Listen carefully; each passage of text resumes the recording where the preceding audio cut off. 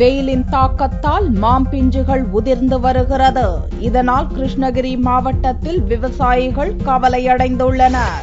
கிருஷ்ணகிரி மாவட்டத்தில் பல ஆயிரம் ஏக்கரில் மா சாகுபடி செய்துள்ளனர். இங்கு மல்கோவா, செந்தூரா, பங்கனப்பள்ளி போன்ற பல்வேறு சுவை மிகுந்த மாம்பழங்கள் விளைகின்றன. கிருஷ்ணகிரியில் உற்பத்தியாகும் மாம்பழங்கள் மாநிலத்தின் பல்வேறு பகுதிகளுக்கும் ஏற்றுமதி செய்யப்பட்டு வருகிறது. இந்நிலையில் இந்த ஆண்டு மாமரத்தில் பூக்கள் குறைந்த அளவே பூத்துள்ளது.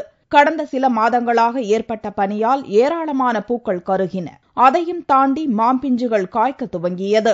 ஆனால் தற்போது நிலவும் வெப்பத்தின் தாக்கத்தால் மாம்பிஞ்சுகள் உதிர்ந்து வருகின்றன. இதனால் விவசாயிகள் கவலையடைந்துள்ளனர்.